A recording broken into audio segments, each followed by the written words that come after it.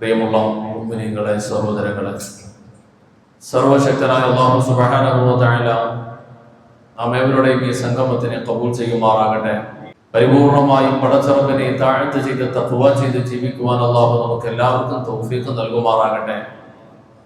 ആഖിറു സമാനിന്റെ സർവമാന ഫിത്നകളെയും തിരിച്ചറിഞ്ഞുകൊണ്ട് യഥാർത്ഥ സത്യവിശ്വാസികളുടെ പാതയിലൂടെ സഞ്ചരിക്കാൻ അല്ലാഹു നമുക്ക് വഴി എളുപ്പമാക്കി തരുമാറാകട്ടെ. നമ്മെ വിട്ടുപിരിഞ്ഞു പോയ നമ്മുടെ വേണ്ടപ്പെട്ടവരായ പല പള്ളികളിലെ ഖബർസ്ഥാനുകളിൽ അന്ത്യവിശ്രമം കൊള്ളുന്ന വേണ്ടപ്പെട്ടവരായ മുഴുവൻ ആളുകൾക്കും അല്ലാഹു മഗ്ഫിറത്തും റഹ്മത്തും ഒക്കെ നസീബാക്കുമാറാകട്ടെ. നമ്മുടെ എല്ലാ തെറ്റുകുറ്റങ്ങളെയും റഹ്മാനായ റബ്ബിന്റെ മഹദ് ഫദ്ല് കൊണ്ട് പുറത്തു മാപ്പാക്കി തരുമാറാകട്ടെ. ശിഷ്ടകാല ജീവിതം പരിപൂർണമായും ആ റബ്ബിനെ താഴ്ത്ത് ചെയ്ത് ജീവിക്കാൻ അല്ലാഹു അവസരം നൽകി അനുഗ്രഹിക്കുമാറാകട്ടെ. ബഹുമാനികളെ, അള്ളാഹുവിന്റെ മുമ്പിൽ ഓരോ ദിവസവും 5 നേരവും സാഷ്ടാംഗം പ്രണമിച്ചുകൊണ്ട് നമസ്കരിക്കുന്ന നമ്മുടെ നമസ്കാരം, ആ നമസ്കാരം ഒരു വിശ്വാസിയുടെ ജീവിതത്തിലെ ഏറ്റവും സമ്പൂർണമായ ഒരു ആരാധനയാണ്. തന്റെ രക്ഷിതാവുമായിട്ടുള്ള നേർക്ക് നേരെയുള്ള അഭിമുഖമാണ്. മനസ്സുകൊണ്ട് ആത്മാവുമായിട്ടുള്ള പ്രത്യേകമായ ഒരു മുനാജാത്താണ്. അതിലൂടെ രക്ഷിതാവ് നമ്മെ പഠിപ്പിക്കുന്നത് ആ രക്ഷിതാവിനെ എങ്ങനെയാണ് വഴിപ്പെടേണ്ടത്, അടുക്കേണ്ടത്, പ്രാർത്ഥനകൾ നടത്തേണ്ടത്, സമർപ്പണം എങ്ങനെയാകണം എന്നതൊക്കെയാണ് അതിന്റെ ആകത്തുക. അതിൽ പ്രത്യേകമായി അടിവരയിട്ടുകൊണ്ട് ചില പ്രാർത്ഥനകൾ നമ്മൾ നടത്തുന്നു. ഇയ്യാക നഅ്ബുദു വ ഇയ്യാക നസ്തഈൻ. അല്ലാഹുവേ, നിന്നെ മാത്രമാണ് ഞങ്ങൾ വഴിപ്പെടുന്നത്, നിന്നോട് മാത്രമാണ്, നിന്നെ മാത്രം ഞങ്ങൾ ആരാധിക്കുന്നു, നിന്നോട് മാത്രമാണ് സഹായം ഞങ്ങൾ തേടുകയും ചെയ്യുന്നത്. ഇത് പറഞ്ഞിട്ട് പിന്നെ നമ്മൾ പറയുന്നത് ഇഹ്ദിനസ് സിറാത്തൽ മുസ്തഖീം, നേരായ പാത, മുസ്തഖീമായ ചൊവ്വായ പാതയിലേക്ക് ഞങ്ങളെ നീ നയിക്കണേ റബ്ബേ. ഈ സിറാത്തൽ മുസ്തഖീം എന്ത് എന്ന് നാം ഒന്നുകൂടെ ആവർത്തിച്ച് ഉറപ്പിച്ച് പറയാണ്. അൻഅംത അലൈഹിം, നീ അനുഗ്രഹിച്ചവരുടെ പാത, നീ ഇഷ്ടപ്പെട്ട നിന്റെ ഇഷ്ടദാസന്മാരുടെ പാതയാണ്. ഗൈരിൽ മഗ്ളൂബി അലൈഹിം വലല്ലാലീൻ. 2 കൂട്ടർ എടുത്തു പറഞ്ഞിട്ട് ഇവരുടെ പാത അല്ല.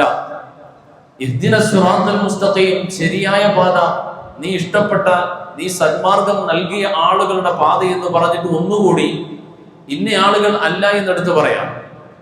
ഒരു ദിവസം 5 പ്രാവശ്യമാണ് ഓരോ മുസ്ലിമും നമസ്കാരത്തിൽ ഓരോ റക്അത്തിലും നിർബന്ധമായ ഖൗലിയായ ഫർളാകുന്ന ഈ പ്രാർത്ഥന ആരാധന നിർവഹിക്കുക. അത് തുടക്കം എങ്ങനെയാകണം? രക്ഷിതാവായ റബ്ബിന്റെ മുമ്പിൽ തന്റെ കർമ്മങ്ങൾ മുഴുവനും സമർപ്പിച്ചുകൊണ്ട് ഏറ്റവും അടിസ്ഥാനമായി വേണ്ട ഒരുപാട് ആവശ്യങ്ങൾ ആവശ്യപ്പെടുകയാണ്. ആ ആവശ്യത്തിൽ ശരിയായ ചൊവ്വായ പാത ഞങ്ങൾക്ക് തരണം. ഗൈരിൽ മഗ്ളൂബി, കോപം നേടിയ ആളുകളുടെ പാതയല്ല റഹ്മാനെ, വഴി പിഴച്ചുപോയവരുമല്ല പടച്ചവനെ. ഈ കോപം നേടിയ ആളുകൾ ആര് എന്നതിനെ കുറിച്ച് മുഴുവൻ മുഫസ്സിരീങ്ങളും പറഞ്ഞിരിക്കുന്നത് ഒരു വിഭാഗം മനുഷ്യരെ കുറിച്ചാണ്. നമ്മളോടൊപ്പം ഈ ദുനിയാവിൽ കഴിയുന്ന ഒരു വിഭാഗം മനുഷ്യരെ കുറിച്ചാണ് അല്ലാഹു പറയാ. ഗൈരിൽ മഗ്ളൂബി അലൈഹിം, അല്ലാഹുവേ, കോപം വാങ്ങി അവരുടെ കൂട്ടമല്ല റഹ്മാനെ. വലല്ലാലീൻ, വഴി പിഴച്ചുപോയ അവരുമല്ല റബ്ബേ. ഈ കോപം നേടിയ ആളുകളായി പഠിപ്പിക്കപ്പെടുന്നത് മുഴുവൻ മുഫസ്സിരീങ്ങളും പറയുന്നത് യഹൂദികളെ കുറിച്ചാണ്. ഇന്നത്തെ സൈനിസത്തിനെ കുറിച്ചാണ് പരിശുദ്ധ ഖുർആൻ ഓരോ ദിവസവും ഓരോ റക്അത്തിലും ഒരു വിശ്വാസിയുടെ പ്രാർത്ഥനയിൽ ഇവരുടെ പാതയല്ല പടച്ചവനെ, ഇവർ കോപം നേടിയ ആളുകളാണ്. പ്രവാചകന്മാരെ കൊന്നതിലൂടെ, ഭാരതന്മാരായ അമ്പിയാക്കളുടെ ദുരാരോപണങ്ങൾ ഉന്നയിച്ചതിലൂടെ മുസ്ലിം ഉമ്മത്തിനെയും പടച്ചറബിന്റെ അടിമകളായ യഥാർത്ഥ സത്യവിശ്വാസികളെ ഉന്മൂലനം ചെയ്യാൻ പണിയെടുത്തതിലൂടെ, എത്രയോ സന്മാർഗത്തിന്റെ വഴികളിൽ വഴിതടസ്സമായി നിന്നതിലൂടെ, പല രൂപത്തിൽ കോപം നേടിക്കൊണ്ട് പരിശുദ്ധ ഖുർആൻ നിരവധി തവണയാണ് ഇവരെ കുറിച്ച് പറഞ്ഞത്. ഇവർ കോപം പേറിക്കൊണ്ട് കഴിയുന്ന വിഭാഗമാ. അതുകൊണ്ട് തന്നെ ലോകാവസാനം വരെ അവർ ഈ കോപത്തിന്റെ പ്രാർത്ഥന ഏറ്റുകൊണ്ട് ഇങ്ങനെ നടന്നു പോവുകയാ. എല്ലാ ദിവസവും നമ്മൾ എല്ലാം ദുആ ചെയ്യും. ഗൈരിൽ മഗ്ദൂബി അലൈഹിം, പടച്ചവനെ, കോപം പേറിയ ആളുകളല്ല. ഒരു ദുആ കൂടിയാണ്. നമ്മൾ കുറെ കാര്യങ്ങൾ ഇങ്ങനെ ദുആ ചെയ്ത് വന്നിട്ടാണ് ഇവരല്ല എന്ന് പറയാ. അതായത് ഇവർ പിഴച്ചുപോയ ഈ കോപം നേടിയ ആളുകളുടെ കൂട്ടമല്ല റബ്ബേ. രണ്ടാമത്തെ കൂട്ടരെ പറഞ്ഞത് വലല്ലാലീൻ, വഴി പിഴച്ചുപോയവരല്ല. അവർ ശരിയായ പാതയിൽ സഞ്ചരിച്ചു വരികയായിരുന്നു. 13-ാം നൂറ്റാണ്ട് 14 നൂറ്റാണ്ടുകളാകുമ്പോൾ അവർ വഴിമാറിപ്പോയി, അവരുടെ ദിശ തന്നെ തെറ്റിപ്പോയി. അതിനു മുമ്പും തെറ്റിയിട്ടുണ്ട്. പലവട്ടം അവർ തെറ്റിയിട്ടുണ്ട്. അങ്ങനെ പൂർണ്ണമായും വഴികേടിലേക്ക് പോയൊരു വിഭാഗം. ഇന്ന് 21-ാം നൂറ്റാണ്ടിലേക്ക് പ്രവേശിക്കുന്ന ലോകം ഇവരെ രണ്ടുപേരെയും വിലയിരുത്തിയാൽ രണ്ടുപേരിൽ ഭൂരിപക്ഷവും ഒന്നായി മാറിയ ഒരു കഥയാണ് നമുക്ക് കാണാൻ കഴിയുക. ഇന്ന് യഹൂദി മതം, നസ്രാനിയത്ത്, യഹൂദിയത്ത് ഇങ്ങനെയൊക്കെ പ്രത്യേകം പറയാനുണ്ടോ എന്ന് വെച്ചാൽ ഇല്ല എന്ന് പറയേണ്ടി വരും. ഇതെല്ലാം ഒന്നായി മാറി. 13-ാം നൂറ്റാണ്ടോടുകൂടി യഹൂദിയത്തെ നസ്രാനിയത്തുമായിട്ട് ക്ലബ് ചെയ്യാൻ തുടങ്ങി ഫ്രാൻസിൽ. 16-ാം നൂറ്റാണ്ടോടുകൂടി തുർക്കിയിൽ പിടിച്ചു നിൽക്കാൻ കഴിയാതെ അവരിൽ പലരും ഇതേപോലെ വേഷപ്രച്ഛന്നനായി മറ്റു പല മതങ്ങളിലേക്കും കൺവെർട്ട് ചെയ്തു.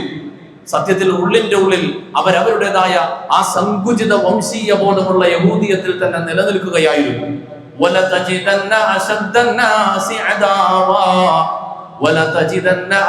النَّاسِ عَدَاوَةً لِلَّذِينَ آمَنُوا الْيَهُودُ وَالَّذِينَ أَشْرَكُوا. അല്ലാഹുവിന്റെ വിശുദ്ധ ഖുർആൻ സത്യവിശ്വാസികളെ നിങ്ങളോട് ഏറ്റവും അധികം ശത്രുതയുള്ള ആളുകളായിട്ട് നിങ്ങൾക്ക് കാണാം. അൽ-യഹൂദ്, യഹൂദികളെയാണ് നിങ്ങൾക്ക് കാണാൻ കഴിയുക. അവർ കോപം പേറിയവരായ ആളുകൾ എന്ന് പറയുമ്പോൾ മുസ്ലിം ഉമ്മത്തിനോട് ഏറ്റവും വലിയ ബദ്ധവൈരവും ശത്രുതയും വെച്ചുകൊണ്ട് മുഹമ്മദ് റസൂലുള്ള മക്ക മുക്കറമയിലേക്ക് കടന്നു വരുന്നതിന് മുമ്പ് മദീനത്ത് ഔസിന്റെ ഖസറജിന്റെ യുദ്ധം നടക്കുമ്പോ അവര് പറഞ്ഞത് വരാനിരിക്കുന്ന ഒരു പ്രവാചകനുണ്ട്.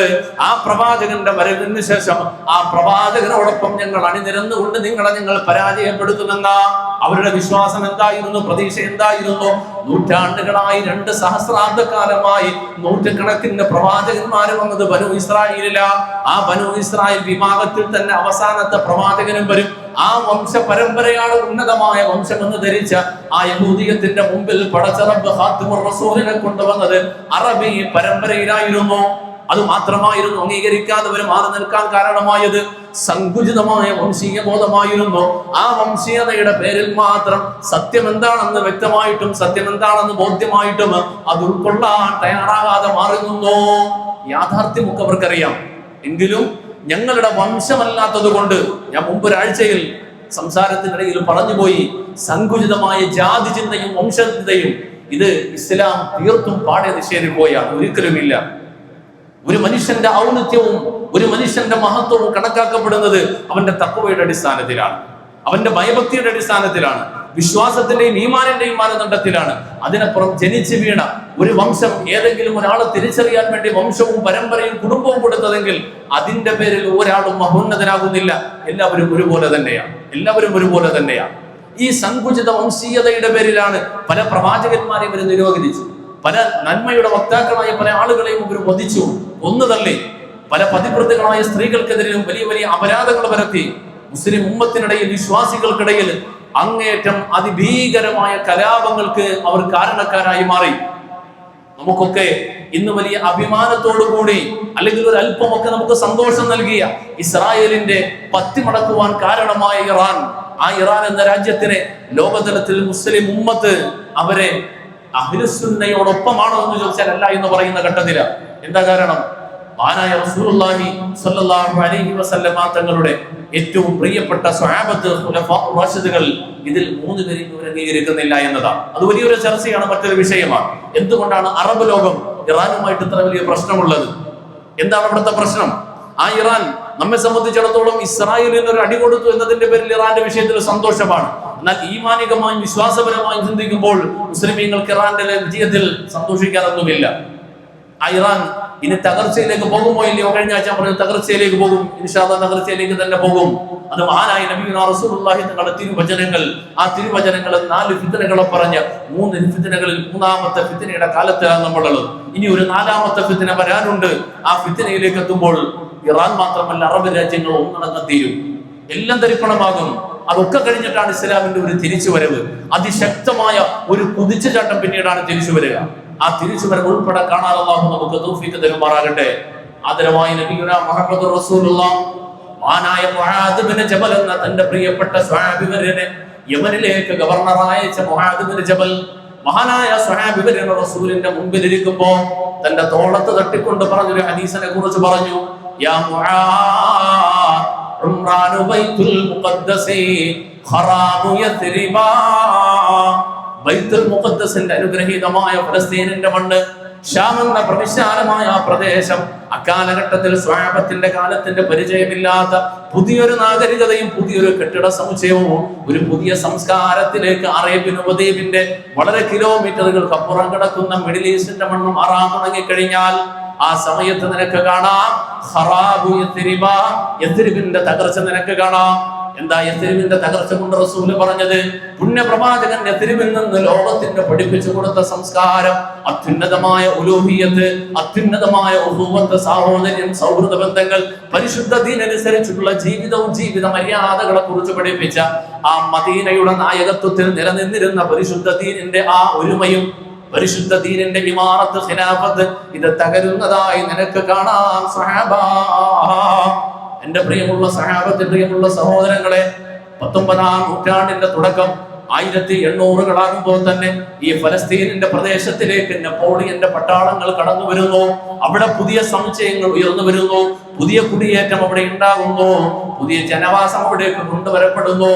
19-ാം നൂറ്റാണ്ട് അവസാനിക്കുമ്പോ 1,00,000-ലധികം വരുന്ന ജൂതന്മാരെ കുടിയിരുത്തിക്കൊണ്ട് ഈ ഫലസ്തീൻ പ്രദേശം, പശ്ചിമേഷ്യയുടെ പ്രദേശം വലിയ ജൂത കുടിയേറ്റത്തിന്റെ കാഹളം മുഴങ്ങിക്കഴിഞ്ഞു. ഈ സമയത്ത് പരിശുദ്ധ ദീനിന്റെ അഹ്ലുകാരോട് ഏറ്റവും സൂക്ഷിക്കുവാൻ പറഞ്ഞൊരു വിഭാഗം, അവര് പരിശുദ്ധമായ മസ്ജിദുൽ അഖ്സയെ അപമാനിക്കും, പരിശുദ്ധ മസ്ജിദുൽ അഖ്സയെ അവരെ കളങ്കപ്പെടുത്തും. ഇത് തിരിച്ചറിഞ്ഞ ഉസ്മാനി ഭരണാധികാരികൾ ഇവർക്ക് ഖുദ്സിൽ മാത്രം പ്രവേശനം നിരോധിച്ചുകൊണ്ട് ഫലസ്തീനിന്റെ മറ്റു പ്രദേശങ്ങളിൽ താമസിക്കാനുള്ള അനുമതി കൊടുത്തു. പരിശുദ്ധ മസ്ജിദുൽ അഖ്സ, ബൈത്തുൽ മുഖദ്ദസ്, 1000-ഓളം വരുന്ന അംബിയ മുർസലുകൾ അന്ത്യവിശ്രമം കൊള്ളുന്ന അനുഗ്രഹീതമായ പുണ്യമായ മണ്ണ്, അവിടെ മാത്രം അവർക്ക് പ്രവേശനമില്ല. പരിശുദ്ധ മസ്ജിദുൽ ഹറം, മസ്ജിദുൻ നബവി അവർക്ക് പ്രവേശനമില്ലാത്തതുപോലെ ബൈത്തുൽ മുഖദ്ദസിന്റെ പരിസരവും അവർക്ക് പ്രവേശനമില്ല. കാരണം അവരവിടെ കുഴപ്പമുണ്ടാക്കും. ചരിത്രത്തിൽ അവരതിന്റെ തെളിവുകൾ ഉണ്ടാക്കിയിട്ടുണ്ട്. അതുകൊണ്ട് അവരവിടെ മാത്രം പ്രവേശനം കൊടുത്തില്ല. ഉസ്മാനി ഖലീഫമാർ, ഉസ്മാനി ഭരണാധികാരികൾ 6 നൂറ്റാണ്ട് കാലവും ഈ വിഷയത്തിൽ ജാഗരൂകരായിരുന്നു. 6 നൂറ്റാണ്ട് കാലവും ഈ വിഷയത്തിൽ ജാഗരൂകരായിരുന്നു. എന്നാൽ അവിടേക്ക് കടന്നു വരാനും അവരുടെ ആ ജന്മ ശത്രുക്കളായി കണ്ടിരുന്ന ക്രൈസ്തവരോടും മുസ്ലിമീങ്ങളോടുമുള്ള പക തീർക്കുന്നതിന് വേണ്ടി ആ പുണ്യമായ മണ്ണിലേക്ക് അവർക്ക് വന്നേ മതിയാകും. അവരതിനു വേണ്ടിയിട്ട് ഏതെല്ലാം വഴികൾ, ഏതെല്ലാം മാർഗങ്ങൾ തേടണമോ ഒക്കെ മാർഗങ്ങളൊക്കെ തേടി അവസാനം അതിനുവേണ്ടി ചൂണ്ടുപിടിച്ച് കുടപിടിച്ച് കൂടെ നിന്നത് ഒരു മുസ്ലിം ഭരണാധികാരിയായി മാറിയ മുസ്ലിം നാമധാരിയായിരുന്നു ഷരീഫ് ഹുസൈൻ. മന്ത്രിയായിരുന്ന ഹിജാസിന്റെ ഭരണാധികാരിയായിരുന്ന വ്യക്തി, ആ വ്യക്തിയെ തന്നെയാണ് അവർ ചാക്കിട്ട് പിടിച്ചത്. ആ വ്യക്തിയെ ചാക്കിട്ട് പിടിച്ചു. എന്നിട്ട് വിശാലമായ അറേബ്യൻ ഉപദ്വീപിന്റെ ഭരണം തരാമെന്ന് പറഞ്ഞു. കൂടെ നിൽക്കണം, ഉസ്മാനി ഖിലാഫത്തിനെ തകർക്കാൻ കൂടെ നിൽക്കണം, കൂടെ നിൽക്കാമെന്ന് കരാർ കൊടുത്തു. ആ കരാറിന്റെ അടിസ്ഥാനത്തിൽ 1-ാം ലോക മഹായുദ്ധം ഉണ്ടാകുന്നു. 1-ാം ലോക മഹായുദ്ധത്തിൽ ബ്രിട്ടന് എതിരിൽ, ഫ്രാൻസിന്റെ എതിർചേരിയിൽ ഏറ്റവും വലിയ ശത്രുവായി യൂറോപ്പ് മുഴുവനും കണ്ടത് ഉസ്മാനി ഭരണകൂടത്തിനെയായിരുന്നു. ഖിലാഫത്തെ ഉസ്മാനിയായിരുന്നു. ആ ഖിലാഫത്തെ ഉസ്മാനിയെ തകർക്കുവാൻ 55 കൊല്ലക്കാലം പരിശ്രമിച്ചിട്ടും നടക്കാതെ പോയ ഉസ്മാനിയ ഖിലാഫത്തിനെ തകർക്കുന്നതിന് വേണ്ടി കൂട്ടുനിന്നത് മക്കയിൽ നിന്നും അല്ലെങ്കിൽ അറേബ്യൻ ഉപദ്വീപിൽ ജനിച്ച് അറേബ്യയുടെ ഭരണത്തിലേക്ക് വന്ന ഷരീഫ് ഹുസൈൻ എന്ന മുസ്ലിം നാമധാരിയായിരുന്നെങ്കിൽ അയാളുടെ സപ്പോർട്ടോടുകൂടി അറബികൾക്ക് അധികാരം വാഗ്ദാനം ചെയ്തുകൊണ്ട് ഷരീഫ് ഹുസൈന്റെ സപ്പോർട്ടോടുകൂടി 1-ാം ലോക മഹായുദ്ധത്തോടുകൂടി ഉസ്മാനിയ ഖിലാഫത്ത് നിലംപരിശായി. 1924 ഖിലാഫത്ത് പിരിച്ചുവിട്ടുവെന്ന് കമാൽ പാഷ പ്രഖ്യാപിക്കുന്നതോടുകൂടി ഖിലാഫത്ത് അസ്തമിക്കുകയായി. അല്ലാഹുവിന്റെ റസൂലിന്റെ തിരുവചനം പുലരുകയാണ്. നബിയുനാ റസൂലുള്ളാഹി എന്താ പറഞ്ഞത്? ഉംറാനു ബൈത്തുൽ മുഖദ്ദസ്, ബൈത്തുൽ മുഖദ്ദസ് പ്രദേശത്ത് പുതിയ കെട്ടിട സമുച്ചയങ്ങൾ, കുടിയേറ്റങ്ങൾ, പുതിയ സംസ്കാരം ഉദയം ചെയ്യുന്നത് കണ്ടാൽ, പുണ്യപ്രവാചകൻ ഇത് പറയുന്ന കാലത്ത് ഫലസ്തീനിൽ അങ്ങനെയുള്ള കുടിയേറ്റമില്ല, അവിടെ പുതിയൊരു കൾച്ചറില്ല. അക്കാലഘട്ടം വരെ അവർക്ക് പരിചിതമായത് മാത്രമാണുള്ളത്. ചരിത്രം പരിധിയാൽ അത് ആദ്യമായി കാണുന്നത് 1800-കൾക്ക് ശേഷമാണ്. 19-ാം നൂറ്റാണ്ടിന്റെ തുടക്കം മുതല 1 നൂറ്റാണ്ട് പൂർത്തിയാക്കുമ്പോൾ 1,00,000 ആളുകളെ കൊണ്ടവിടെ കുടിയേറ്റം ആരംഭിച്ചു. 1914 ആകുമ്പോ അറേബ്യൻ ഭരണകൂടത്തിന്റെ സപ്പോർട്ടോടുകൂടി ഉസ്മാനി ഖിലാഫത്തിനെ തകർത്തുകൊണ്ട് ഈ ഫലസ്തീൻ എന്ന പുണ്യമായ മണ്ണിൽ യഹൂദികൾക്ക് വേണ്ടി ഇസ്രായേൽ എന്ന രാജ്യം കെട്ടിപ്പടുക്കാനുള്ള തീരുമാനമായി. പിന്നെ 2-ാം ലോക മഹായുദ്ധം ഉണ്ടാക്കി. ഇത് യാദൃശ്ചികമായി ഉണ്ടായതല്ല. മുസ്ലിം ഉമ്മത്തിനെ തേജോവധം ചെയ്യാൻ, ലോകതലത്തിലുള്ള മുസ്ലിമീങ്ങൾ ആധിപത്യത്തിന് ഉന്മൂലനം ചെയ്യാൻ 2 ലോക മഹായുദ്ധങ്ങളിലൂടെ മുസ്ലിമീങ്ങളെ നിശേഷം അശേഷം ഉന്മൂലനം ചെയ്യാനുള്ള പരിശ്രമമായി രണ്ടാം ലോക മഹായുദ്ധം കഴിഞ്ഞു.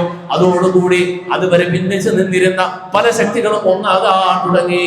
ഇനി അറേബ്യയിൽ ഒരിക്കലും തന്നെ മുസ്ലിമീങ്ങൾ ഒന്നായി മാറാൻ പാടില്ല. വിശാലമായി കിടന്ന അറേബ്യൻ ഉപദ്വീപിനെ ചെറിയ ചെറിയ രാജ്യങ്ങളായി വെട്ടിമുറിച്ചു. 1000 കിലോമീറ്റർ പോലും വലിപ്പമില്ലാത്ത ചെറിയ ചെറിയ രാജ്യങ്ങളായി ഇതിനെ കഷ്ണം കഷ്ണമായി വെട്ടിമുറിച്ചു. ഇനി ഒരിക്കലും മുസ്ലിമീങ്ങൾ ഒന്നിക്കാൻ പാടില്ല. അവർക്ക് എപ്പോഴും ഒരു ഭയം ഇട്ട് കൊടുക്കണം. അവർക്ക് അരികിൽ തന്നെ വലിയൊരു ശത്രു എന്നുള്ള തോന്നൽ അവർക്കിടയിലേക്ക് ഇട്ട് കൊടുക്കണം. ഇറാനിന്റെ ഷിയാക്കളെയും അറബികൾക്കും ഇടയിൽ ശക്തമായ ഫിത്നകൾ അഴിച്ചുവിട്ടു. ഉള്ളതും ഇല്ലാത്തതും പറഞ്ഞു വരാത്താൻ തുടങ്ങി. അന്ധമായ ഭീതി പ്രചരിപ്പിക്കാൻ തുടങ്ങി. നിങ്ങളെ രക്ഷിക്കുവാൻ ഞങ്ങൾക്ക് മാത്രമേ കഴിയുന്നവർക്കിടയിൽ പഠിപ്പിക്കുകയുണ്ടായി. 1967 സമയങ്ങളിൽ ഇതേ അമേരിക്കക്ക് വേണ്ടി പണിയെടുത്ത സദ്ദാം ഹുസൈൻ, സോവിയറ്റ് റഷ്യ തകർക്കുന്നതിന് വേണ്ടി കൂട്ടുകൂടാൻ വേണ്ടി കൂടെ കൂട്ടിയ സദ്ദാം ഹുസൈൻ, അതുപോലെയുള്ള പല ഭരണാധികാരികൾക്ക് ആയുധം നൽകിക്കൊണ്ട് അവർ വളർത്തിക്കൊണ്ടുവന്നു. അവസാനം അമേരിക്കക്കെതിരെ തിരിയുന്നു കൊണ്ടുവന്നപ്പോ അവരെ തകർക്കുന്നതിന് വേണ്ടി അടുത്തയാളെ പിടിച്ചുകൊണ്ട് അതിനിടയിൽ ആഭ്യന്തരമായ യുദ്ധമുണ്ടാക്കി. സദ്ദാം ഹുസൈൻ അപ്പോഴാണ് തിരിച്ചറിഞ്ഞത്, ഈ കിട്ടുന്ന സമ്പാദ്യം മുഴുവനും എണ്ണപ്പണവും ഈ മണ്ണിലൂടെ പടച്ചറമ്പ് നമുക്ക് തരുന്ന പണം, ഇത് മുഴുവനും ഇവിടെ വെറുതെ പാഴാക്കി കളയേണ്ടതല്ല. കോടിക്കണക്കിന് രൂപ കെട്ടിടങ്ങൾ ഉണ്ടാക്കി കുഴിച്ചു മൂടാനുള്ളതല്ല. റിസർച്ച് സെന്ററുകൾ ആരംഭിക്കണം, വിദ്യാലയങ്ങൾ ആരംഭിക്കണം, പഠന കേന്ദ്രങ്ങൾ ആരംഭിക്കണം. ഏറ്റവും വലിയ സമ്പത്ത് നമ്മുടെ കയ്യിലാണ്. ഏറ്റവും വലിയ ആയുധം നമ്മുടെ കയ്യിലാണ് വരേണ്ടത്. ഏറ്റവും വലിയ സമ്പത്ത് നമ്മുടെ കയ്യിലാണുള്ളത്. എന്തിനാണ് നാം നമ്മുടെ എണ്ണയുടെ കച്ചവടം ഡോളറിലായി നമ്മൾ എന്തിനാ വിനിയോഗിക്കുന്നത്? അതിനെന്തുകൊണ്ട് നമുക്ക് വേണ്ടി ഒരു കറൻസി ഉണ്ടായിക്കൂടാ? അങ്ങനെ ഒരു അറേബ്യൻ രാജ്യങ്ങൾക്ക് വേണ്ടി ഒരു കറൻസി എന്തുകൊണ്ട് ഉണ്ടാക്കിക്കൂടാ? അവർക്കിടയിൽ ഒരു മാറ്റത്തിന്റെ ശബ്ദം കൊണ്ടുവന്നു. യൂറോപ്പും അമേരിക്കക്കും മനസ്സിലായി സദ്ദാമിന്റെ പോക്ക് പ്രശ്നമാണ്. ആ സദ്ദാമിനെ ഇല്ലായ്മ ചെയ്യണം. അതിനുവേണ്ടി അവർ അടുത്ത വഴി കണ്ടു. അടുത്ത രാജ്യങ്ങളെ പിടിച്ചു. 10 വർഷക്കാലം ഇതേ ഇറാനെയും ഇറാഖിനെയും തമ്മിൽ യുദ്ധം ചെയ്യിപ്പിച്ചു. രണ്ടു കൂട്ടരും നഷ്ടപ്പെട്ടു. രണ്ട് ഭാഗത്തും കോടാന് ഡോളറിന്റെ സമ്പത്ത് നഷ്ടമായി. വലിയ വലിയ നഷ്ടത്തിലേക്ക് അവരെത്തി. പിന്നീട് വീണ്ടും അടുത്ത യുദ്ധത്തിലേക്ക്. പിന്നെ യുദ്ധത്തിന്റെ ഒരു നിര തന്നെയായി. അതരവായ റസൂലുള്ളാഹി സ്വല്ലല്ലാഹു അലൈഹി വസല്ലം തങ്ങൾ ലോകാവസാനത്തിലേക്ക് നിങ്ങൾ എത്തിയാൽ കാണാൻ പോകുന്ന കാര്യങ്ങൾ, ബൈത്തുൽ മുഖദ്ദസ് പരിസര പ്രദേശങ്ങൾ പുതിയ കൾച്ചറിലേക്ക് വരുന്നത് കണ്ടാൽ നിങ്ങൾക്ക് കാണാം മദീനയുടെ നിയന്ത്രണം, മദീനയുടെ നായകത്വം. മുഹമ്മദ് റസൂലുള്ളാഹി തങ്ങൾ ലോകത്തിന്റെ പഠിപ്പിച്ചു കൊടുത്ത മദീനയുടെ സുന്ദരമായ ആ ഏകത്വവും ഐക്യവും ഇസ്ലാമിയത്തും മുസ്ലിമിയത്തും ഇതൊക്കെ ഇല്ലാതെയാകും. എല്ലാവരുടെയും തിബിര യൂറോപ്പിലോട്ട് തിരിയും. എല്ലാ സംസ്കാരവും ഉത്തമ സംസ്കാരം എല്ലാം വലിച്ചെറിഞ്ഞിട്ട് യൂറോപ്പിന്റെ ചീഞ്ഞു നാറിയ സംസ്കാരത്തിലേക്ക് പോകും. ഇന്ന് അറേബ്യൻ രാജ്യങ്ങളിലൂടെ സഞ്ചരിച്ചു പോകണം.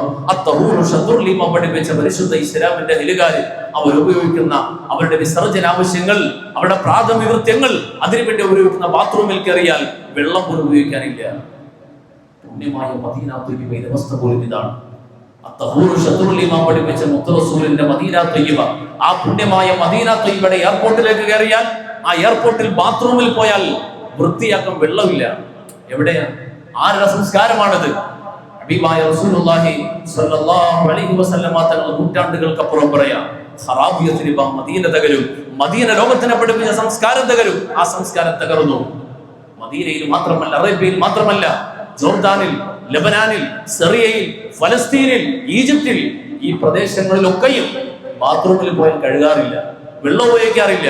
ഈ പ്രദേശങ്ങളിലൂടെ യാത്ര ചെയ്ത പരിചയം വെച്ചിട്ടാ പറയാം. ഞങ്ങളൊക്കെ യാത്ര പുറപ്പെടുമ്പോ ഇതിനടുത്തെത്തുമ്പോ അമ്മാനിൽ എയർപോർട്ടിൽ ഇറങ്ങുമ്പോഴാണ് പറയാം. അതിന് മുമ്പ് പറഞ്ഞാൽ ആളുകൾക്ക് ചിലപ്പോൾ ഉൾക്കൊള്ളാൻ പറ്റൂല. പറയും ഒരു ബക്കറ്റ് തുമ്പോ പ്രത്യേകം പേടിക്കണം. അപ്പൊ അവര് ചോദിക്കുന്നതിനാ കുളിക്കാനാണോ എന്ന് ചോദിക്കും.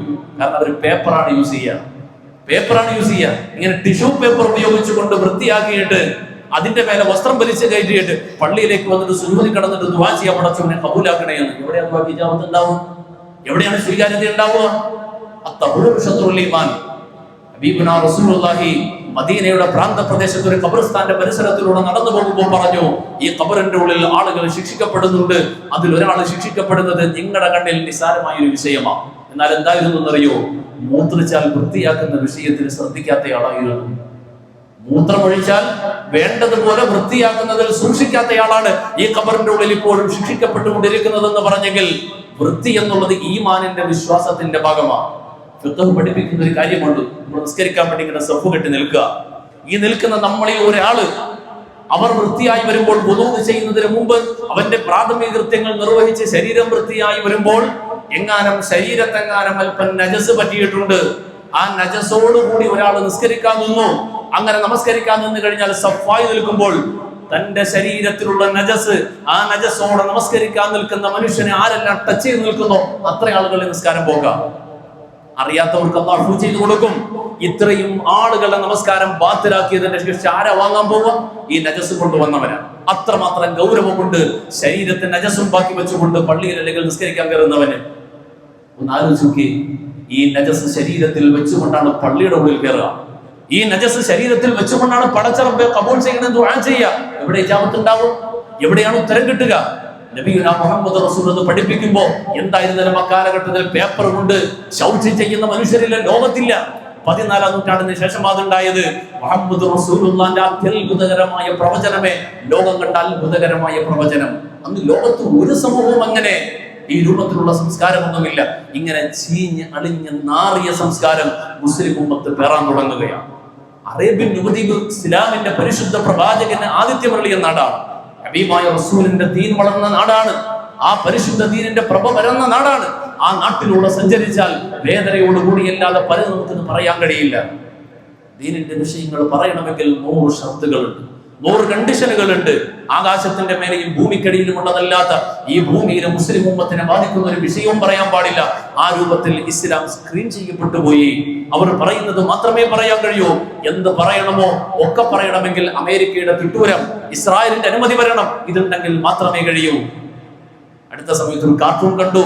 യുദ്ധത്തിനിടയിൽ അമേരിക്ക പറയാ കൈ ചൂണ്ടുമ്പോൾ അതിന്റെ മുമ്പിൽ പോയി കുമ്പിട്ട് സുജൂദിൽ കിടക്കുന്ന അറബ് ഭരണാധികാരികൾക്ക് മുമ്പിൽ ഒരു ഇറാനിയൻ നേതാവ് ആയത്തുല്ലാ ഖുമൈനി എഴുന്നേറ്റ് നിന്നിട്ട് തിരിച്ച് കൈ ചൂണ്ടുന്ന ആ ചിത്രം കാണുമ്പോ ഖുമൈനി ആരുമാകട്ടെ വിശ്വാസപരമായി നമുക്ക് ഉൾക്കൊള്ളാൻ കഴിയുമോ ഇല്ലയോ, ഏതുമാകട്ടെ ഇസ്രായേൽ എന്ന ചട്ടമ്പിയെ പാഠം പഠിപ്പിക്കുവാൻ പടച്ചവൻ നിയോഗിച്ചൊരു വ്യക്തി എന്ന് മാത്രം കരുതിയാൽ മതി. പക്ഷെ മറുഭാഗത്ത് നമ്മൾ കാണുമ്പോൾ അറബികളുടെ അവസ്ഥ പരമദയനീയം. അറബികൾ എന്തുകൊണ്ട് പ്രതികരിക്കുന്നില്ല? പ്രതികരിക്കാൻ അവരുടെ കയ്യിൽ എന്താ ഉള്ളത്? അറബികൾ പ്രതികരിക്കാൻ അവരുടെ കയ്യിൽ എന്താ ഉള്ളത്? ഒന്നുമില്ല. ഒരു മാക്കിയില്ല, ഒന്നുമില്ല. എത്രയോ ആളുകൾ ഗൾഫിൽ നിന്ന് വന്നിട്ടുണ്ട്. നമ്മളെല്ലാം പലരും ഗൾഫുകാരാണല്ലോ. ഗൾഫിൽ നിന്ന് കൊണ്ടുവരുന്ന സാധനങ്ങൾ ഉൾപ്പെടെ ഏതെങ്കിലും ഒരു ഉൽപ്പന്നം നമ്മൾ വാങ്ങിയാൽ ഒന്ന് തിരിച്ചും മറിച്ചും വായിച്ചു നോക്കണം. Made in Saudi Arabia, made in Qatar, Kuwait, Bahrain, Oman അടിച്ച ഒരു 10 മിനിറ്റ് നേരം തിരിച്ചും മറിച്ചും നോക്കിയാലല്ലാതെ മനസ്സിലാകാത്ത എന്തെങ്കിലും ഒരു ഉൽപ്പന്നം ഈ ഏതെങ്കിലും ഒരു അറബ് മുസ്ലിം രാജ്യത്ത് നിന്ന് ഉൽപ്പാദിപ്പിക്കപ്പെടുന്ന ഒരു ഉൽപ്പന്നം നമുക്ക് മുമ്പോട്ട് വെക്കാനുണ്ടോ? മുസ്ലിം രാജ്യത്ത് നിന്ന് ഉൽപ്പാദിപ്പിക്കപ്പെടുന്ന 10 മിനിറ്റ് ബുദ്ധി ചെലവഴിക്കേണ്ട ഒരു വസ്തു നമ്മുടെ മുമ്പിലുണ്ടോ? ഇല്ല. ദുബായിൽ നിന്ന് വാങ്ങിയാലും മക്കത്ത് നിന്ന് വാങ്ങിച്ചാലും മദീനത്ത് നിന്ന് വാങ്ങിയാലും മേഡ് ഇൻ ജപ്പാൻ അല്ലെങ്കിൽ മേഡ് ഇൻ ചൈന അല്ലെങ്കിൽ മേഡ് ഇൻ ഈ അമേരിക്ക ആയിരിക്കും. എവിടെ നിന്ന് മേടിച്ചാലും പണമാരുടെ കയ്യിലാണ്? അറബികളുടെ കയ്യിലാണ്. സമ്പത്ത് മുഴുവൻ നല്ല കൊടുത്ത് അറബികളുടെ കയ്യിലാണ്. അറബികളുടെ പണം എവിടെയാ പോണം? ബുർജ് ഖലീഫ ഉണ്ടാക്കാനാണ്, ജിദ്ദ ടവർ ഉണ്ടാക്കാനാ. ഇങ്ങനെ ടവറുകൾ ഉണ്ടാക്കിയിട്ട് കോടികൾ കുഴിച്ചു നോക്കുമ്പോൾ അവർ വിചാരിക്കുന്നു എക്കാലവും ഈ ടവറുകൾക്കുള്ളിൽ സ്വസ്ഥമായി കഴിയാൻ കഴിയും. അറേബ്യൻ യുവതീപിന് അല്ലാഹു ശക്തി കൊടുത്തത് എണ്ണപ്പണത്തിലൂടെയാണ്. ആ എണ്ണപ്പണം വെച്ചുള്ള ബാർഗൈനിങ്ങിന്റെ കാലം കഴിയാൻ പോവുക. ഇലക്ട്രിക് യുഗം വന്നു കഴിഞ്ഞു. ലിഥിയം ബാറ്ററി, സോഡിയം ബാറ്ററിയുടെ കാലം വന്നു കഴിഞ്ഞു.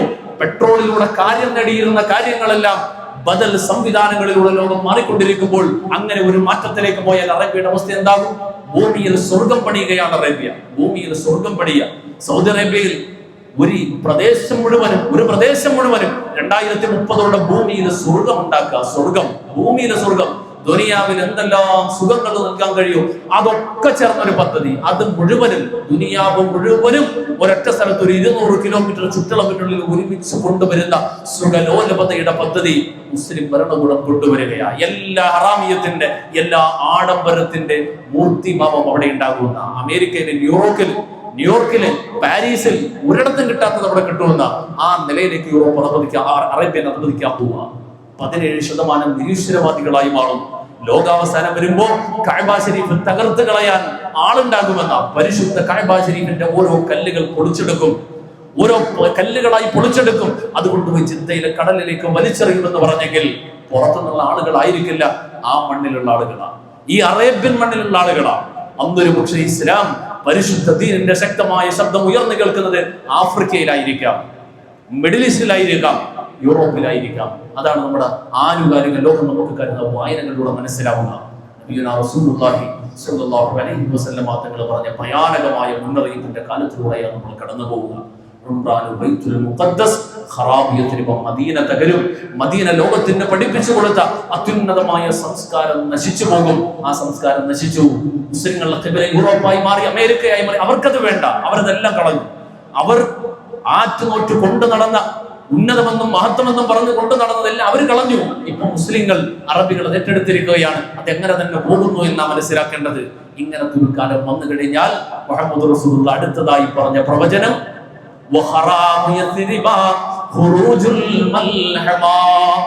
മദീന തകരാൻ തുടങ്ങിയാൽ മുസ്ലിം ലോകം നാഥനില്ലാത്ത അനാഥകളെ പോലെ തെരുവുകളെ പോലെ ഓടുന്ന കാലം വന്നാൽ ആ സമയത്ത് നിങ്ങൾക്ക് കാണാം ഖുറൂജുൽ മൽഹമ, ദ്വന്ദ്വ യുദ്ധങ്ങൾ, മഹായുദ്ധങ്ങൾ ആരംഭിക്കുന്നത് നിങ്ങൾക്ക് കാണാം. പതിറ്റാണ്ടുകളായി നമ്മുടെ നാട്ടിൽ നടന്നുകൊണ്ടിരിക്കുന്ന, ലോകം മുഴുവനും നടന്നുകൊണ്ടിരിക്കുന്ന യുദ്ധം ഇത് പറയപ്പെട്ട റസൂൽ പറഞ്ഞ പ്രവചനത്തിന്റെ യുദ്ധമാണെന്നാണ് ഉലമാക്കൾ പറയാ. ഖുറൂജുൽ മൽഹമ, ലോകമഹായുദ്ധം നടക്കുന്നതാണ്. ഒറ്റയടിക്കുള്ള ഒരു വലിയ യുദ്ധമല്ല. അത് സമാധാനം ശാന്തമായിട്ട് ഇങ്ങനെ പതുക്കെ നടന്നു പോകുന്ന യുദ്ധമാണ്. അത് ഏറ്റവും കൂടുതൽ കേന്ദ്രീകരിക്കുക ഷാമിന്റെ പ്രദേശത്തിലാണെന്ന് നബിയുനാ മുഹമ്മദ് റസൂലുള്ളാഹി തകൂനു ഫിത്നതുൻ ബിശ്ശാം, തകൂനു ഫിത്നതുൻ ബിശ്ശാം. ഷാം പ്രദേശത്ത്, സിറിയ പ്രദേശത്ത് യുദ്ധം ആരംഭിച്ചു കഴിഞ്ഞാൽ അല്ലാഹുവിന്റെ റസൂൽ പറഞ്ഞു കാന അവ്വലുഹാ ലഅബുസ്ബിയാൻ, കുട്ടിക്കളിയിലൂടെയാണ് ആ യുദ്ധം ആരംഭിക്കുക. പരസ്യമായ മൂന്നാം ലോക മഹായുദ്ധം ആരംഭിക്കുക കുട്ടിക്കളിയിലൂടെ ആയിരിക്കുന്നതാ. 1970 മുതൽ 80 മുതൽ ആരംഭിച്ച ഇറാഖ് ഇറാൻ യുദ്ധം മുതൽ ആ യുദ്ധമാണ് എന്നാണ് ഒരു മക്കൾ വിലയിരുത്തുക. എന്നാൽ ആ മൽഹമത്തുൽ കുബ്ര എന്ന ദ്വന്ദ്വ യുദ്ധം, വലിയ യുദ്ധം, അത് 2011 സാധ്യതയുണ്ടെന്നാണ് ഒരു മക്കളെ വിലയിരുത്തൽ. ബഷാറുൽ അസദ് എന്ന പരിശുദ്ധ ദീനുൽ ഇസ്ലാമിനെ നശിപ്പിക്കുന്നതിന് വേണ്ടി ഷാം പ്രദേശത്ത് ഏറ്റവും കൂടുതൽ പണിയെടുത്ത മനുഷ്യനാണ് ബഷാറുൽ അസദ്. ആ ബഷാറുൽ അസദ് 35 വർഷക്കാലത്തെ ഏകാധിപത്യത്തിന്റെ ഇടയ്ക്ക് ഭരണം. ആ ഭരണത്തിനെതിരെ 2011 ജനുവരി 28 ഈ സിറിയയുടെ തലസ്ഥാനമായ ഡമാസ്കസ് നഗരിയിൽ 25 വയസ്സുകാരനായ ഒരു ചെറുപ്പക്കാരൻ വന്നിട്ട് തലവഴിയെ പെട്രോൾ ഒഴിച്ചിട്ട് ആത്മഹത്യ ചെയ്തുകൊണ്ട് ഒരു ശക്തമായ കലാപത്തിന് തുടക്കം കുറിച്ചു. ആ കലാപമാണ് ബഷാറുൽ അസദിന്റെ ഭരണത്തിനെ തെറിപ്പിച്ചത്. ആ കലാപമാണ് ഇന്ന് സിറിയ അരക്ഷിതാവസ്ഥയിലേക്ക് എത്തിച്ചത്. പരിസര രാജ്യങ്ങളെ മുഴുവനും തകർത്തതെങ്കിൽ ഇതിന്റെ പിന്നിലെല്ലാം പലരുമുണ്ട്. നബിയുനാ റസൂലുള്ളാഹി പറയുമ്പോൾ അല്ലാഹുവിന്റെ റസൂൽ പറയാണ് തകൂനു ഫിത്നതുൻ ബിശ്ശാം, ഷാമിൽ സങ്കീർണമായ കലാപം ഉണ്ടാകും. കാന അവ്വലുഹാ ലഅബുസ്ബിയാൻ, ഒരു കുട്ടിക്കളി പോലെ ആയിരിക്കും ഇത് തുടങ്ങുക. കുല്ലമാ സകത മിൻ ജാനിബ്, അതൊരു ഭാഗത്ത് അടക്കി നിർത്താൻ ശ്രമിക്കുമ്പോ തമ്മത്ത് മിൻ ജാനിബ്, അടുത്ത ഭാഗത്തിലൂടെ അത് വീണ്ടും പൊട്ടി പുറപ്പെടുന്നതാ. ഒരു ഭാഗത്ത് ശ്രമിക്കും, അടുത്താവുകയും. ഇപ്പോ ഒരാഴ്ചത്തേക്ക് 12 ദിവസത്തെ യുദ്ധം കഴിഞ്ഞു. ഇറാൻ ഇസ്രായേൽ യുദ്ധം അവസാനിച്ചു. നാം ധരിക്കുന്നുണ്ടോ തീർന്നു എന്ന്? ഇല്ല, തീർന്നിട്ടില്ല. ഇസ്രായേൽ ഇറാഖിൽ പോയതുപോലെ, ലിബിയയിൽ പോയതുപോലെ, സിറിയയിലും ലബനാനിലും പോയതുപോലെ ഒരു പോക്ക് പോയിട്ട് എല്ലാം നിലംപരിശാക്കി വന്നേക്കാമെന്ന് കരുതിയിട്ടാണ് ഇറങ്ങിയത്. പക്ഷെ അത്ര വേഗത്തിൽ നടന്നില്ല എന്ന് വന്നപ്പോ ഒന്നുകൂടി സജ്ജീകരണങ്ങളെ ഒരുക്കാനുള്ള ഒരു പിന്മാറ്റം മാത്രമാണ്. ചതിയാണ്. യഹൂദിയെ സംബന്ധിച്ചിടത്തോളം യഹൂദിയത്തിന്റെ പര്യായം ചതി എന്നതാണ്. ആ ചതി ഒരിക്കലും അവരുടെ അവരുടെ പുള്ളി മാറ്റാൻ കഴിയാത്തതുപോലെ യഹൂദിക്ക് അവന്റെ ചതി മാറ്റാൻ ഒരിക്കലും കഴിയൂല. ഒരിക്കലും വിശ്വസിക്കേണ്ട കഴിയൂല എന്ന് തന്നെയാ നബിയുനാ റസൂലുള്ളാഹി സ്വല്ലല്ലാഹു അലൈഹി വസല്ലം തങ്ങൾ ലോകാവസാനത്തിന്റെ മുമ്പ് തന്റെ വഫാത്ത് മുതൽ ഖിയാമത്തിനിടയിൽ 4 ഫിത്നകൾ ലതഅതിയന്ന അർബഉ ഫിതൻ ലതഅതിയന്ന ബഅദി അർബഉ ഫിതൻ നബിയുനാ റസൂലുള്ളാഹി സ്വല്ലല്ലാഹു അലൈഹി വസല്ലം തങ്ങൾ അരുൾ ചെയ്യുകയാണ്, എന്റെ വഫാത്തിന് ശേഷം ഉറപ്പായിട്ടും നിങ്ങൾക്കിടയിൽ 4 ഫിത്നകൾ നിങ്ങൾ കാണും. അതിൽ 3ാമത്തെ ഫിത്നയിലാണ് നമ്മളുള്ളത്. ഇനി 4ാമതൊരെണ്ണം വരും. അന്ന് ഇറാനും ഉണ്ടാവില്ല, അറേബ്യൻ രാജ്യങ്ങളൊന്നും ഉണ്ടാവില്ല, എല്ലാം തീരും, എല്ലാം കഴിയും. 1ാമത്തെ നബിയുനാ റസൂലുള്ളാഹി തങ്ങൾ പറഞ്ഞു, അൽ അവ്വലു തുസ്ഫഖു ഫീഹ ദിമാ, ആദ്യത്തെ ഫിത്ന രക്തം ചിന്തുന്ന ഫിത്നയാണ്. എന്റെ വഫാത്ത് കഴിഞ്ഞാൽ ലോകാവസാനത്തിന്റെ മുമ്പ് 4 ഫിത്നകൾ നിങ്ങൾ കാണും. അതിലൊന്നാമത്തേത് അതിലൊന്നാമത്തത് രക്തം ഒഴുക്കപ്പെടുന്ന ഫിത്നയാണ്. അത് റസൂലിന്റെ വഫാത്ത് കഴിഞ്ഞ് 1 നൂറ്റാണ്ട് പൂർത്തിയാക്കുന്നതിന് മുമ്പ് തന്നെ ഉണ്ടായി. ഈ പറഞ്ഞ യഹൂദിയത്തിന്റെ പ്രവർത്തനങ്ങളിലൂടെ, യഹൂദിയത്തിന്റെ ചതിയിലൂടെ, കാപട്യത്തിലൂടെ മുസ്ലിം ഉമ്മത്തിനിടയിൽ ആഭ്യന്തര ശിഥിലീകരണം ഉണ്ടാക്കി, സ്വഹാബത്തിനിടയിൽ തന്നെ ഭിന്നതയുണ്ടാക്കി, അവർക്കിടയിൽ തന്നെ രക്തമൊഴുക്കുന്ന കലാപങ്ങൾ ഉണ്ടാക്കിക്കൊണ്ട് ഒന്നാമത്തെ ആദ്യത്തെ ഫിത്ന കഴിഞ്ഞു. രണ്ടാമത് പറഞ്ഞു, അല്ലാഹുവിന്റെ റസൂൽ പറഞ്ഞു, വത്താനിയ തുസ്ഫഖു ഫീഹാ ദിമാഉ വൽ അംവാൽ. രണ്ടാമത്തെ ഫിത്ന ഏതെന്നറിയുമോ? അതിൽ രക്തമൊഴുക്കപ്പെടും, അതുപോലെ സമ്പത്ത് നശിപ്പിക്കപ്പെടുന്നതാ, സമ്പത്ത് കൊള്ളയടിപ്പിക്കപ്പെടുന്നതാ. 11ാം നൂറ്റാണ്ട് വരെ മുസ്ലിം ലോകമായിരുന്നു അന്നത്തെ വലിയ ഭരണാധികാരികൾ. അമവി ഭരണകാലം കഴിഞ്ഞു. ഫാത്തിമികളിലൂടെ ലോകത്ത് മുസ്ലിങ്ങൾ വലിയ ആധിപത്യത്തിലേക്ക് വന്ന കാലം. മഹാനായ സലാഹുദ്ദീൻ അയ്യൂബിയുടെ കാലത്തിനോടടുക്കുമ്പോ ഒരാളും ശ്രദ്ധിക്കാതെ വിജനമായി കിടന്ന അന്നത്തെ മംഗോളിയ എന്ന പ്രദേശം, അവിടുത്തെ തെമൂജിൻ എന്ന ചെങ്കിസ് ഖാൻ എന്ന പട്ടാളക്കാരനിലൂടെ അറേബ്യൻ ഉപദ്വീപ് ഉൾപ്പെടെ പരിശുദ്ധ ഇസ്ലാമിന്റെ ഈറ്റില്ലങ്ങൾ ഒന്നൊന്നായി നശിപ്പിക്കപ്പെട്ടു. ബഗ്ദാദിന്റെ പട്ടണത്തിലൂടെ ഈ ചെങ്കിസ് ഖാൻ കടന്നു പോകുമ്പോൾ 30,000 മനുഷ്യരാണ് ഒരൊറ്റ പകൽ കൊണ്ട് കബന്ധങ്ങൾ നിലത്ത് വീണുപോയത്. പരിശുദ്ധ ദീനിന്റെ 10,000 ഗ്രന്ഥങ്ങളാണ് നൈലിന്റെ നദിയിലൂടെ കുഴിച്ചു മൂടപ്പെട്ടത്. എല്ലാം തകർക്കപ്പെട്ടു. കോടികളുടെ സമ്പാദ്യം, കോടികളുടെ വിഭവങ്ങൾ മുഴുവനും കൊള്ളയടിക്കപ്പെട്ടു.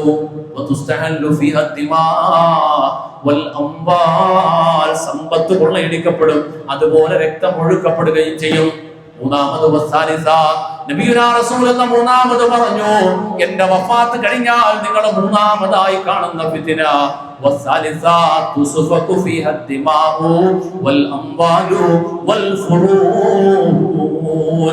മൂന്നാമതൊരു കലാപം നടക്കും, മൂന്നാമതൊരു ഫിത്ന ഉണ്ടാകും.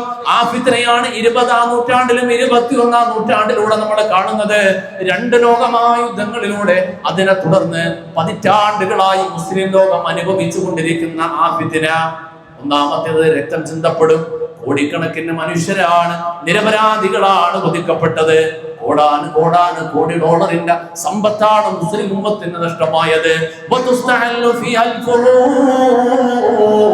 2 യുദ്ധങ്ങളിലും 2 ഫിത്നകളിലും പറയാത്തൊരു കാര്യം അല്ലാഹുവിന്റെ റസൂൽ പറഞ്ഞു, ആ മൂന്നാമത്തെ ഫിത്നയിൽ മുസ്ലിം സ്ത്രീകളുടെ മാനം ഭംഗപ്പെടുത്തപ്പെടുന്നതാ, മുസ്ലിം സ്ത്രീകൾ അപമാനിക്കപ്പെടുന്നതാ, മുസ്ലിം സ്ത്രീകൾ വേശ്യാവൃത്തിക്ക് നിർബന്ധിതരാകുന്നതാ. സുബ്ഹാനല്ലാഹ്. അറബ് രാജ്യങ്ങളിലൂടെ സഞ്ചരിച്ചു പോയാൽ, മുസ്ലിം ഉമ്മത്ത് തിങ്ങിപ്പാർക്കുന്ന പ്രദേശത്തിലൂടെ പോയാൽ, ഇന്ന് എത്രയോ സ്ത്രീകൾ പർദ്ദ ധരിച്ചുകൊണ്ട്, ഇസ്ലാമിക വേഷം ധരിച്ചുകൊണ്ട് മുസ്ലിം ഉമ്മത്തിന്റെ മുമ്പിൽ കൈനീട്ടാൻ വരുമ്പോൾ അവരെന്തിനും തയ്യാറാണ്. 4 കാശ് കൊടുത്താൽ, 2 റിയാൽ കൊടുത്താൽ, 5 ദിർഹം കൊടുത്താൽ അവരുടെ ശരീരം തരുവാൻ തയ്യാറായിക്കൊണ്ട് 10,000 മുസ്ലിം സ്ത്രീകൾ സിറിയയിൽ നിന്ന്, അലപ്പോയിൽ നിന്ന്, ജോർദാനിൽ നിന്ന്, ഫലസ്തീനിൽ നിന്ന്, ലെബനാനിൽ നിന്ന്, ഇറാഖിൽ നിന്ന്, ഈജിപ്തിൽ നിന്ന്, ഇങ്ങനെ അറേബ്യയിലേക്ക്, ലോകത്തിന്റെ വിവിധ രാജ്യങ്ങളിലേക്ക് കുടിയേറിയിരിക്കുകയാ. യൂറോപ്പിന്റെ വിവിധ പട്ടണങ്ങളിലേക്ക് കുടിയേറിയിരിക്കുകയാ. അവർ ശരീരം പോലും കൊടുത്തുകൊണ്ട് പശിയടക്കാൻ, വിശപ്പടക്കാൻ, സമ്പത്ത് കണ്ടെത്താൻ വിധിക്കപ്പെട്ടു പോയി. അല്ലാഹുവിന്റെ റസൂൽ പറഞ്ഞ ഈ ഫിത്ന കഴിഞ്ഞ നൂറ്റാണ്ടുകളിൽ കണ്ടില്ല. എന്നാൽ മൂന്നാമത്തെ ഫിത്നയെ കുറിച്ച് പറഞ്ഞു, മുസ്ലിം സ്ത്രീകൾ മാനഭംഗപ്പെടുത്തപ്പെടുന്ന ഫിത്നയുടെ കാലമാ. ആ ഫിത്നയിലൂടെയാ നമ്മൾ പോയിക്കൊണ്ടിരിക്കുക, ആ ഫിത്നയുടെ പാരമ്യതയിലാ നമ്മൾ എത്തിക്കൊണ്ടിരിക്കുക. എന്നാൽ ഇനിയൊരു കാര്യം വരാനുണ്ട്. അതേതെന്നറിയുമോ?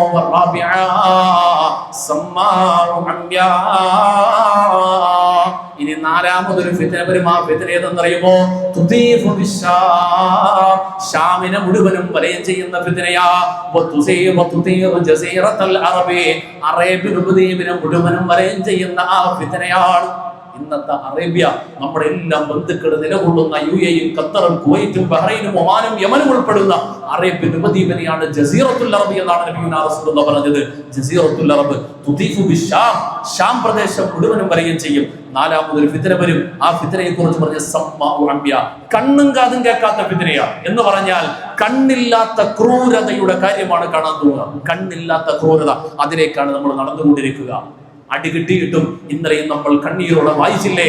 നിരപരാധികൾ ഒട്ടിയ വയറുമായി, കീറത്തുണിയുമായി പൊതുജനങ്ങൾ കൊടുക്കുന്ന അല്പ റൊട്ടി കഷ്ണത്തിന് വേണ്ടി നിരയായി നിൽക്കുന്ന ഫലസ്തീനിന്റെ പിഞ്ചു മക്കൾക്ക് നേരെ മിസൈൽ വർഷം നടത്തിയിട്ട് ആ പിഞ്ചു പൈതങ്ങളെ ചിന്നി ചിതറിക്കുമ്പോൾ, മുട്ടായി പൊതിയുന്നത് പോലെ മയ്യത്ത് വെള്ളത്തുണികൾ അവരെ പൊതിഞ്ഞു വെക്കുമ്പോൾ കണ്ണും കാതുമില്ലാത്ത ക്രൂരത എന്ന് മാത്രം ഇതിനെ പറയാൻ കഴിയുമെങ്കിൽ നമ്മളോട് പറഞ്ഞ സമ്മാമ്യ കണ്ണും കാതുമില്ലാത്ത ക്രൂരതയാണ്.